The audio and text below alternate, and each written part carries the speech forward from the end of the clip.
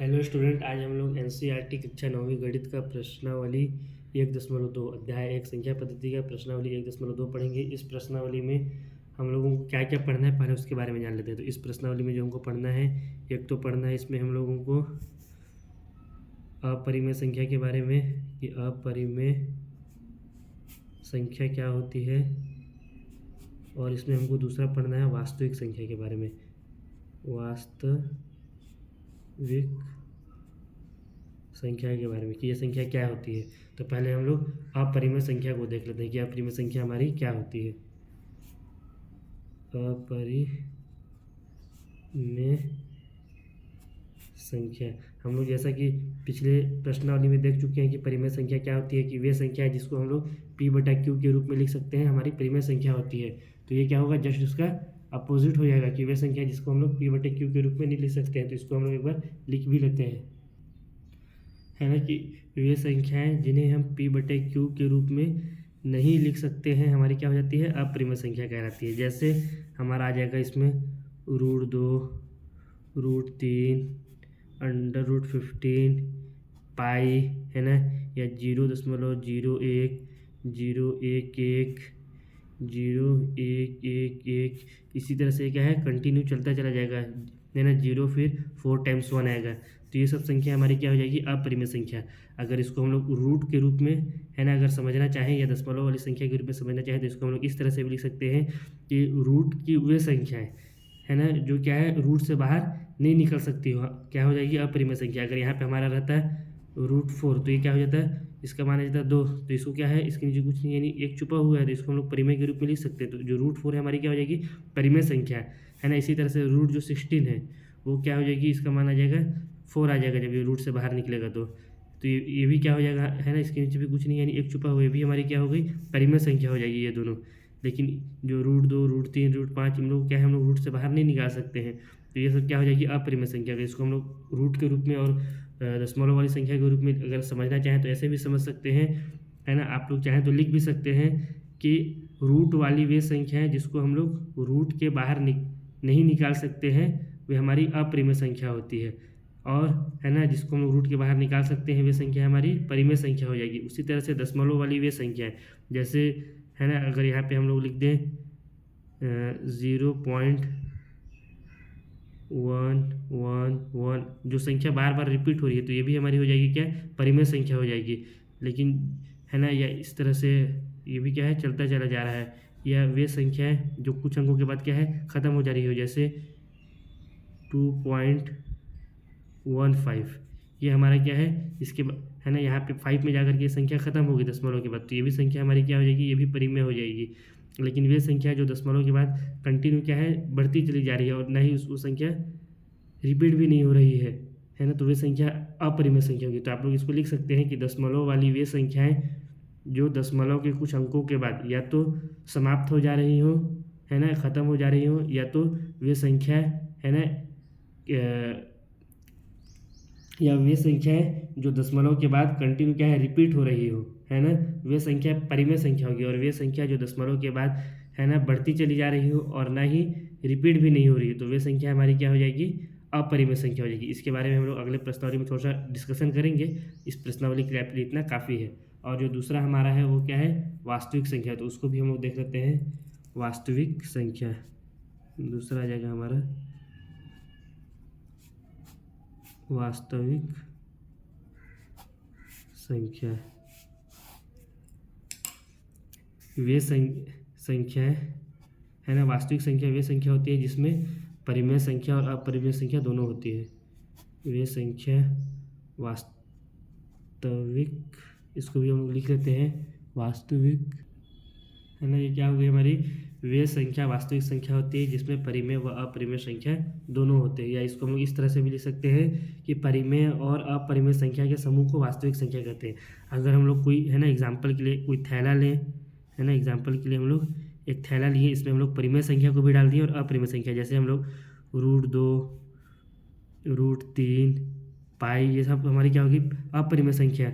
और इसमें अगर हम लोग परिमेय संख्या को भी डाल दें, जैसे 3/4, है ना, 2/1, ये सब हमारी क्या हो गई, 2/1, ये हमारी परिमेय संख्या है। जब हम लोग अपरिमेय और परिमेय दोनों संख्या को जब एक ही जगह जब जमा कर दे तो हमारी क्या हो जाएगी, वास्तविक संख्या हो जाएगी। ठीक है, अब इसके बाद इसमें हम लोग को एक टॉपिक जो और पढ़ना है वो क्या पढ़ना है, इसमें हम लोगों को है ना, तीसरा जो इसमें हम लोगों को टॉपिक पढ़ना है कि अपरिमेय संख्या को संख्या रेखा में प्रदर्शित करना है, संख्या रेखा में प्रदर्शित करना है ना। जैसे अपरिमेय संख्या हमारी क्या क्या हो गई, जैसे √5, √2, √3, तो ये सब है ना। इसमें और भी क्या है, बहुत सारे संख्या आती चली जाएगी। तो इसको जब मैं क्वेश्चन आंसर कराऊंगा तो उसी में आप लोगों को समझा दूंगा, है ना, अच्छे तरीके से। अभी इसको यहाँ पे इतना ही, जब क्वेश्चन आंसर करेंगे तो आप लोग समझ जाएंगे। ठीक है, अब हम लोग क्या है, प्रश्नावली के क्वेश्चन आंसर को देखते हैं। जो हमारा प्रश्नावली 1.2 का जो हमारा पहला प्रश्न है वो क्या है, नीचे दिए गए कथन सत्य हैं या असत्य, कारण के साथ अपने उत्तर दीजिए। जो पहला हमको पूछा है, क्या पूछ रहा है, प्रत्येक अपरिमेय संख्या एक वास्तविक संख्या होती है ना। तो इसका हल हम लोग यहाँ पे लिख लेंगे। हम लोग क्या है, क्योंकि हम लोग जानते हैं, क्योंकि हम जानते हैं, क्या जानते हैं हम लोग, कि जितनी भी वास्तविक संख्या होती है वो क्या होती है, वास्तविक संख्या परिमेय और संख्या और अपरिमेय संख्या का समूह होता है। अपरिमेय संख्या का समूह होता है। ठीक है, तो ये कथन हमारा क्या हो जाएगा, सत्य हो जाएगा। ये कथन क्या हो जाएगा हमारा, इसलिए ये कथन सत्य है, क्योंकि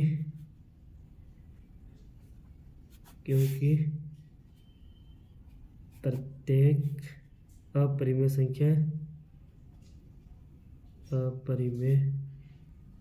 संख्या वास्तविक संख्या होती है,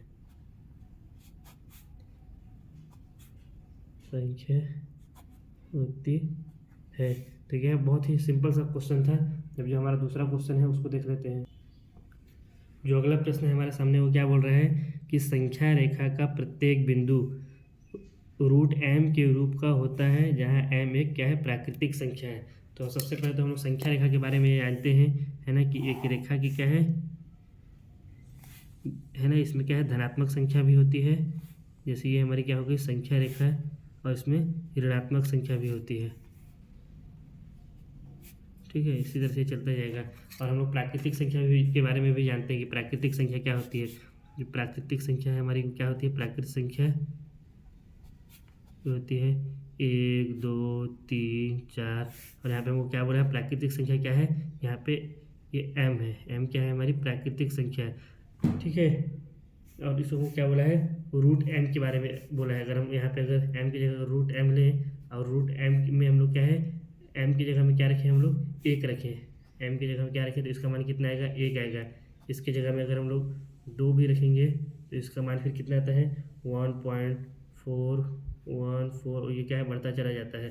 तो इसमें हम लोग क्या देख रहे हैं, है ना, अगर इसी तरह हम लोग यहाँ पे यहाँ पे 1 है ना, इसी तरह अगर हम लोग यहाँ पे m की जगह क्या है 4 रखें तो इसका मान कितना आता है, 2 आता है। हम लोग देख रहे हैं कि m का मान हम लोग यहाँ पे कितना भी रख रहे हैं उसका मान क्या रहा है, धनात्मक आ रहा है, जबकि संख्या रेखा में जो है ऋणात्मक मान भी होती है। तो ये कथन हमारा क्या हो जाएगा, ये कथन हमारा असत्य हो जाएगा।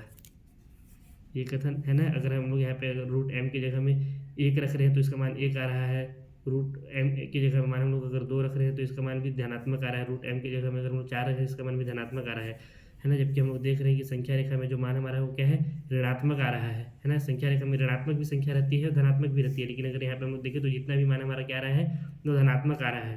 तो ये कथन हमारा क्या हो जाएगा, ये कथन हमारा हो जाएगा असत्य।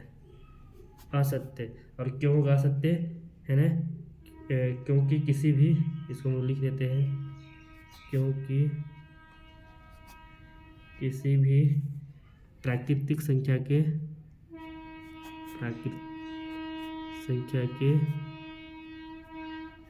वर्गमूल का मान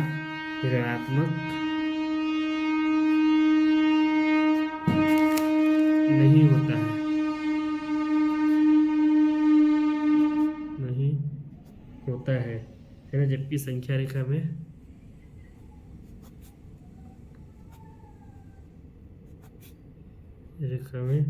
ऋणात्मक संख्या भी है। ठीक है, अब हम लोग तीसरा प्रश्न को देख लेते हैं कि तीसरा प्रश्न हमसे क्या कहता है। जो तीसरा प्रश्न हमसे क्या पूछ रहा है कि प्रत्येक वास्तविक संख्या एक अपरिमेय संख्या होती है, तो ये भी कथन क्या हो जाएगा हमारा, असत्य हो जाएगा, है ना। इसका हल हम लोग लिख लेते हैं। ये कथन हमारा क्या हो जाएगा, असत्य। और क्यों होगा, क्योंकि वास्तविक संख्या में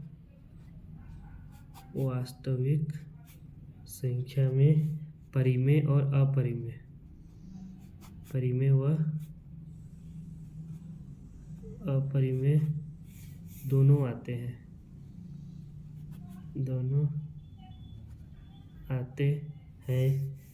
और परिमेय संख्या वाली वास्तविक संख्या जो हमारी क्या हो जाएगी, अपरिमेय संख्या वाली वास्तविक संख्या अपरिमेय नहीं हो सकती, है ना। कि वास्तविक संख्या हम लोग जानते हैं कि वास्तविक संख्या में हमारा परिमेय भी आता है और अपरिमेय भी आता है जी। ठीक है, अगर हम लोग यहाँ पर अगर ले लें 5/3 को, अगर एग्जाम्पल के लिए अगर हम लोग देखें एग्जाम्पल, है ना, 5/3 क्या है हमारा, ये परिमेय संख्या है, और वास्तविक संख्या से हम लोग जानते हैं कि वास्तविक संख्या में परिमेय अपरिमेय दोनों आता है, तो ये हमारा क्या हो जाएगा, वास्तविक भी हो जाएगा, वास्तविक संख्या भी हो जाएगा। लेकिन क्या हमारा ये अपरिमेय होगा, ये अपरिमेय नहीं होगा, अपरिमेय नहीं होगा। कुछ संख्या ऐसी है ना, जो क्या है, वास्तविक की कुछ ऐसी संख्या है जो क्या है अपरिमेय होगी, लेकिन परिमेय संख्या वाली जो वास्तविक संख्या है वो अपरिमेय नहीं हो सकती। तो ये कथन हमारा क्या हो गया, असत्य है। हम लोग प्रश्न क्रमांक 2 देखते हैं।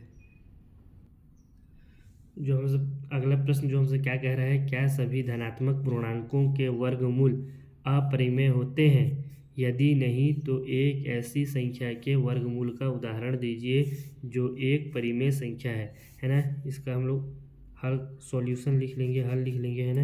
और इसको जब हम लोग सॉल्व करेंगे तो हम लोग जानते हैं कि जो हमारी पूर्णांक संख्या है वो क्या होती है, पूर्णांक संख्या ये क्या होती है, 0 1 2 3 4, ये क्या है, ये है ना, ये अनंत तक चला जाता है। इसी तरह से इसमें -1 -2 -3, ये भी फिर अनंत तक चला जाता है ना, माइनस इन्फिनाइट तक।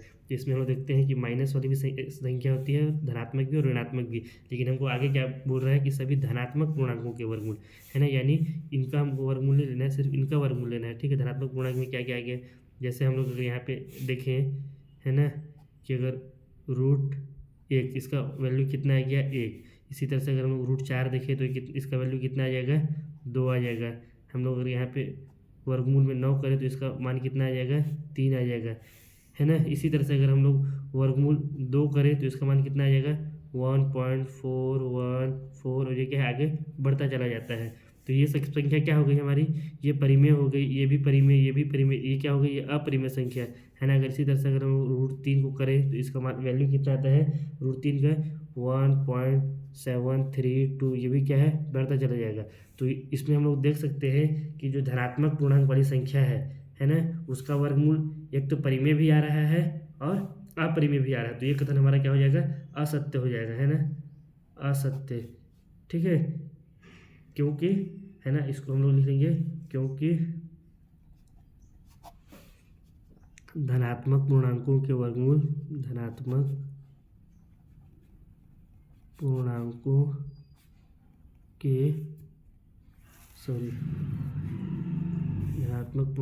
के वर्गमूल, है ना, परिमेय भी आ रही है, परिमेय संख्या भी आ रही है, परिमेय भी होते हैं और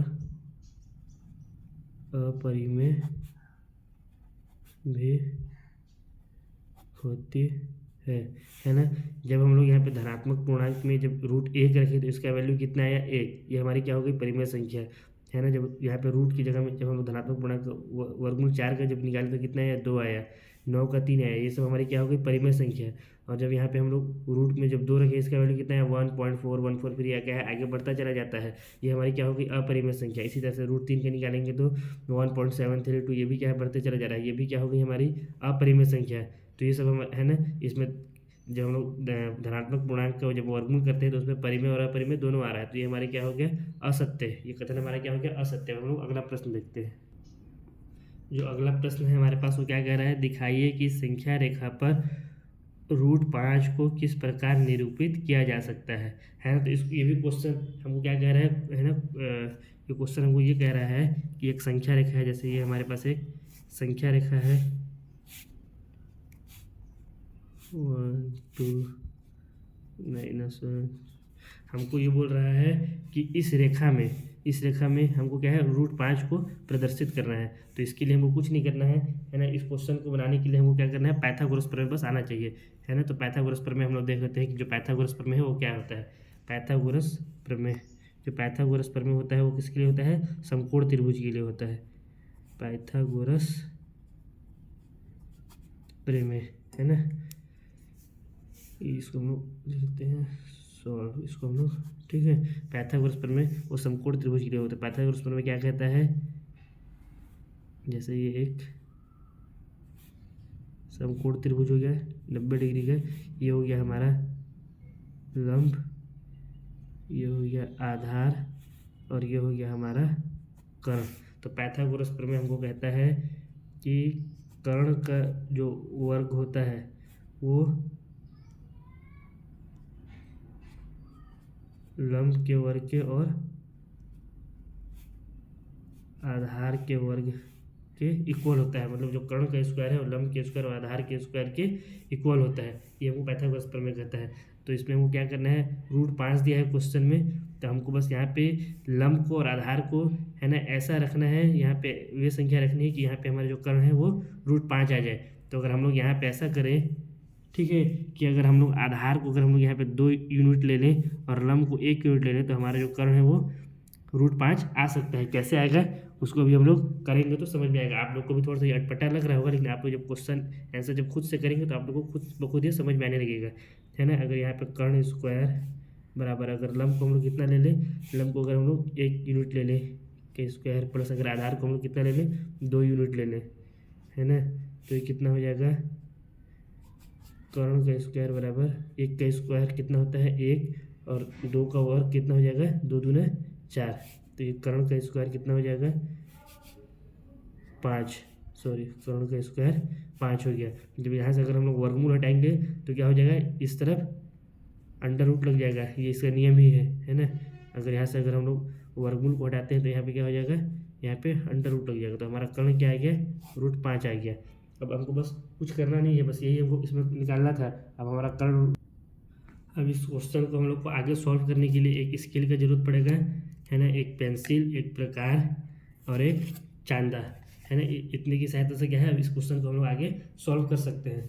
तो कुछ नहीं करना है, बस हमको है ना पेंसिल की सहायता से सॉरी पेन की क्या करना है, संख्या रेखा हम लोग को एक संख्या रेखा खींच लेना है ठीक है। जैसे ये हो गया हमारा 0। अब इसमें है ना ये देखिए, ये जो यहाँ से यहाँ आप इधर के इसको भी ले सकते हैं है ना, सेंटीमीटर के साइड को, मैं इधर इंच को ले रहा हूँ।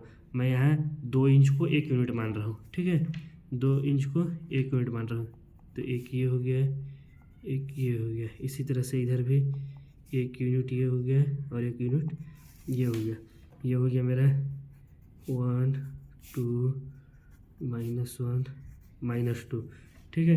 अब इसमें हम लोग को क्या करना है, 1 मिनट, ये हमारा एक संख्या रेखा हम लोग ड्रॉ कर लिए हैं। अब इसके आगे हम लोग को कुछ नहीं कर रहा है ना।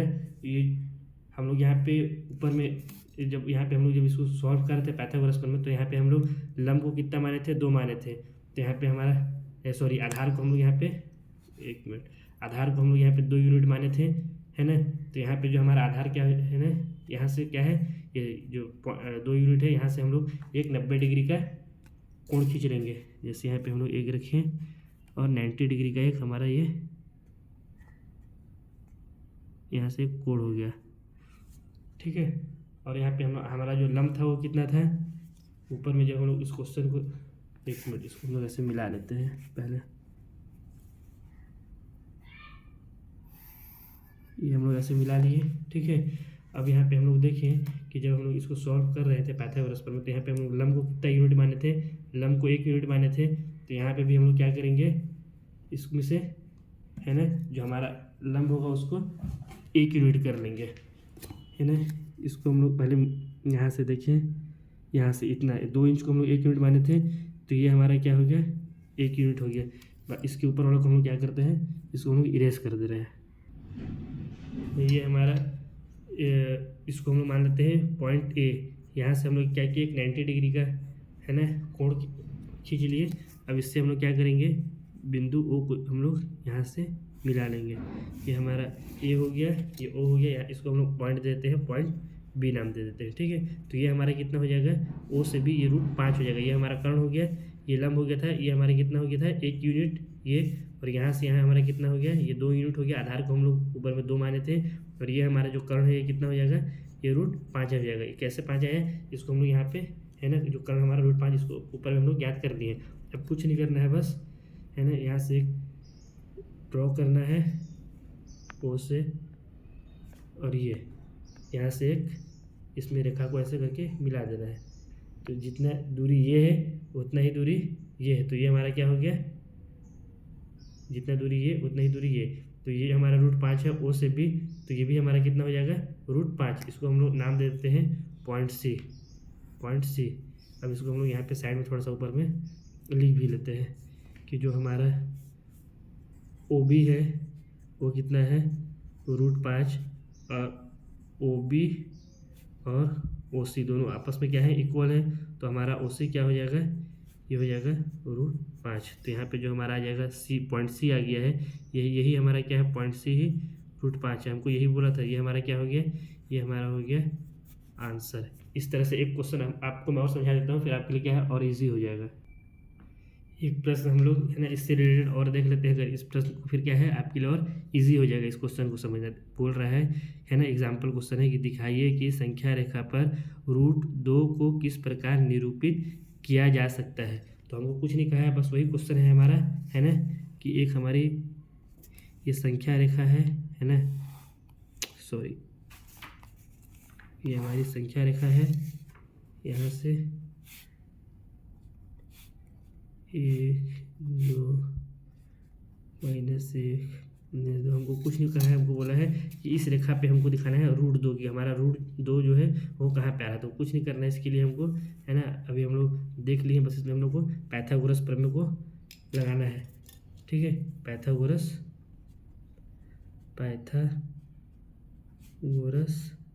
प्रमेय, पाइथागोरस प्रमेय क्या कहता है हमको, है ना कि इसको लगा करके हमको √2 जो है हमारा यहाँ पे कर्ण को लाना है। ये हमारा हो गया लंब, ये हो गया आधार, और ये हो गया हमारा कर्ण। हमको यहाँ पे क्वेश्चन में क्या बोला है, क्वेश्चन में √2 दिया हुआ है, तो हमको यहाँ पे जो कर्ण है वो क्या करना है, कर्ण को हमको √2 लाना है। जो पाइथागोरस प्रमेय है वो प्रमेय हमको क्या कहता है कि कर्ण का स्क्वायर बराबर है ना आधार का स्क्वायर प्लस लंब का स्क्वायर। तब हमको आधार और लंब का मान है ना क्या रखें कि हमारा जो कर्ण है वो √2 आ जाए। तो अगर इसकी जगह में अगर हम लोग आधार को अगर 1 यूनिट मान ले, है ना, और लंब को भी अगर हम लोग 1 यूनिट मान ले, तो हमारा जो कर्ण है वो √2 आ सकता है ना। तो क्या है, हमारा जो कर्ण है वो √2 आ जाएगा। कैसे आएगा, जब आप लोग क्वेश्चन करेंगे तो आप लोग को खुद ब खुद समझ में आने लगेगा। तो इसको हम लोग लिख सकते हैं कर्ण स्क्वायर बराबर आधार को हम लोग कितना यूनिट लिए, 1 यूनिट, और लंब को भी कितना लिए, 1 यूनिट। तो हमारा जो कर्ण का स्क्वायर है वो कितना हो गया, 1 का स्क्वायर 1 हो गया, फिर यहाँ से 1 का स्क्वायर 1। तो कर्ण का जो स्क्वायर है जाएगा हमारा कितना हो जाएगा 2। जब यहाँ से हम लोग स्क्वायर को जब हटाएंगे तो इधर क्या हो जाएगा, इधर है ना √ ऑटोमेटिक लग जाएगा। ये है ना, जब भी स्क्वायर हटाते हैं तो उसके दूसरी तरफ क्या लगता है, वर्गमूल लग जाता है। तो यहाँ से जब हम उसको हटाएं तो इधर क्या लग गया, इधर √ लग गया। तो हमारा कर्ण क्या आ गया, कर्ण हमारा √2 आ गया। अब हमको बस कुछ नहीं करना है, बस वही हमको पेंसिल है ना, प्रकार, चांदा और स्केल की सहायता से हमको क्या करना है, संख्या रेखा पर एक लाइन ड्रॉ कर देना है। जैसे ये हमारा एक, यहाँ पे पहले संख्या रेखा ड्रॉ करेंगे। ये संख्या रेखा हो गया, इसके बीच के पॉइंट हमारा हो गया मूल बिंदु O, है ना। अब आप चाहें तो इसमें एक है ना, इधर को भी साइड को ले सकते हैं, लेकिन मैं इधर का ले रहा हूँ, ठीक है। और ये अगर मैं 1 इंच लूँगा तो ज़्यादा करीब करीब हो जाएगा, तो थोड़ा सा समझने में आप लोग को दिक्कत होगा, इसलिए मैं 2 इंच को 1 यूनिट ले रहा हूँ, 2 इंच को 1 यूनिट।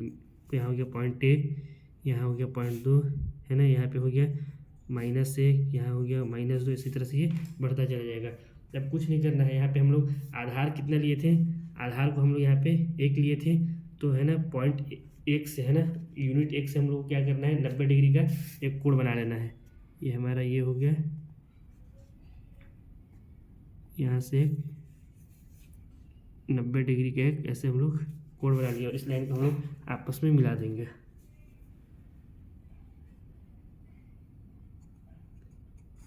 ये लाइन है ना हमारा आपस में मिल गया। अब हम लोग ये देख रहे हैं कि जो हमारे यहाँ पे लंब लिए थे, लंब को भी कितना लिए थे, 1 यूनिट। तो इसमें से हम लोग 1 यूनिट यहाँ पे देख लेंगे, हमारा 1 यूनिट है ना 2 इंच लिए थे, यहाँ 1, ये 2, ये हमारा क्या आ गया, यहाँ पे लंब ऊपर का लाइन को हम लोग जो है उसको क्या करेंगे, मिटा देंगे। अब इसके बाद हम लोग क्या करेंगे, है ना, यहाँ से इसको ऐसे हम लोग ये मिला दिए, इसको हम लोग नाम दे दिए, है ना, ये O है, इसको यूनिट 1 को हम लोग नाम दे दिए A, इसको नाम दे दिए B। यहाँ से हमारा क्या था, 90 डिग्री का कोण था। तो ये हमारा क्या हो जाएगा, जो OB है वो √2, कैसे आया √2, इस यहाँ पे हम लोग ऊपर में निकाल लिए हैं। अब इसके बाद हम लोग को क्या करना है, बस इसके सहायता से, प्रकार और पेंसिल की सहायता से एक रेखा ऐसे करके मिला देना है। तो ये जितना दूरी ये है उतना ही दूरी ये है, OB की जितनी दूरी है उतनी ही दूरी यहाँ पे यहाँ तक है। इसको हम लोग नाम दे देते हैं C, इसको क्या नाम दे दिए, C। तो हमारा यहाँ पे हम लोग देखते हैं कि जो OB है वो क्या था, √2 था, और OB जो है वो OC के बराबर है। तो हमारा OC भी क्या हो जाएगा, √2 हो जाएगा। ये हमारा जो C है, पॉइंट C, यहाँ पे क्या आ जाएगा, √2। हमको बस यही बोला था कि संख्या रेखा पे √2 को प्रदर्शित करना है, तो संख्या रेखा पे हम लोग √2 को प्रदर्शित कर दिए। तो यही हमारा क्या हो जाएगा, यही हमारा हो जाएगा आंसर, ठीक है। आई होप आप लोगों को समझ में आया होगा। और जो इसके बाद जो चौथा क्वेश्चन है वो क्या है ना, वो कक्षा के लिए क्रियाकलाप है, वो क्वेश्चन आपके एग्जाम में नहीं आएगा, इसलिए इस क्वेश्चन को छोड़ देते हैं। जो मेन क्वेश्चन है ना, वो यही क्वेश्चन था कि अपरिमेय संख्या को हम लोग को संख्या रेखा पे निरूपित करना था। तो ये हम लोग सीख गए, है ना। अब हम लोग अगले प्रश्नावली में मिलेंगे, ठीक है।